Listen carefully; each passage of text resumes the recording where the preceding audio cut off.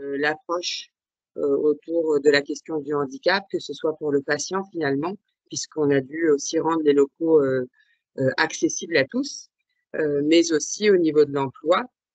Alors en matière de handicap et inclusion, c'est plutôt autour du reclassement que le travail s'est opéré dans un premier temps, c'est-à-dire en fait finalement pouvoir replacer le personnel en situation de handicap qui finalement a été dans cette situation de par la pénibilité des postes de travail qu'ils occupaient.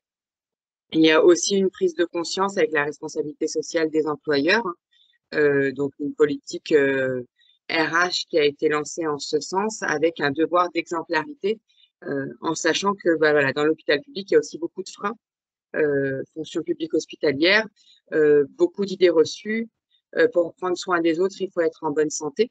Et donc, être en bonne santé, c'est être non porteur de handicap. Les réflexions autour du handicap et l'aménagement des postes individuels ont cependant aussi permis finalement de faciliter l'accessibilité et l'aménagement des postes pour tous, parce que à partir du moment où on a une personne qui se jette à l'eau, si je puis dire, qui reconnaît son handicap et qui voit les bénéfices de la reconnaissance, il y a aussi ce côté-là, et bien il y a d'autres personnes qui suivent. Mais c'est aussi voilà, travailler sur le handicap invisible, parce que ce qui ne se voit pas, finalement, on considère qu'il n'y a pas de handicap. Aujourd'hui, on arrive à une maturité, je dirais, dans la fonction publique hospitalière aussi, où on peut construire quelque chose.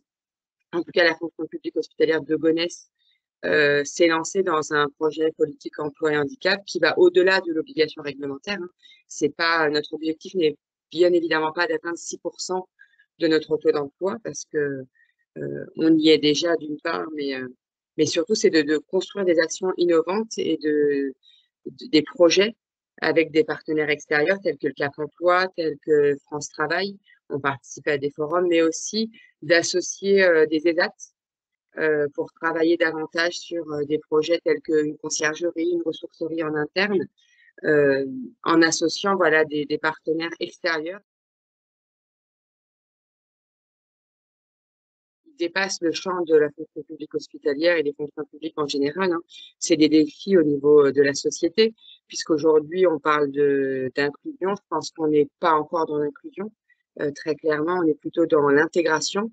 On les intègre, les personnes en situation de handicap, quelles qu'elles soient, que ce soit au niveau de la scolaire, au niveau enfin, voilà, de la société en général, mais on n'arrive pas encore aujourd'hui à être dans une vraie dynamique d'inclusion. On a entrepris le chemin pour vraiment réussir à intégrer les personnes sur des emplois en situation de handicap, mais on n'est pas dans l'inclusion, à mon sens, encore sur la fonction publique hospitalière.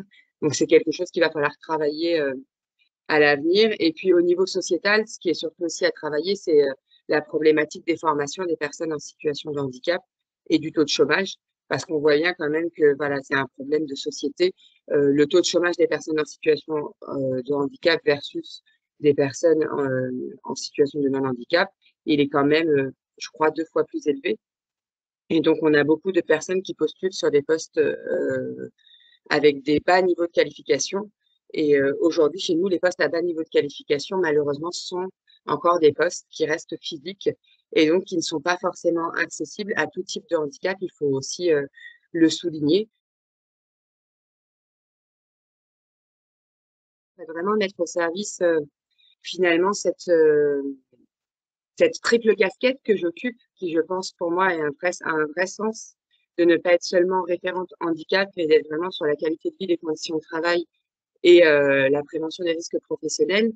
Mon cheval de bataille pour les 3 prochaines années avec notre convention, notamment avec la FIPHFP, c'est aussi de réduire la part des personnes qui sont reconnues en situation de handicap de par le travail. Voilà, pour la cause et le travail, à savoir les personnes qui se retrouvent inaptes à leur poste, aptes à un autre à cause de l'usure professionnelle. Et donc, c'est vraiment de travailler en prévention primaire sur les moyens finalement de soulager les postes physiques pour permettre aux personnes de rester dans le plein emploi jusqu'à la fin de leur carrière professionnelle en réduisant finalement la pénibilité du travail.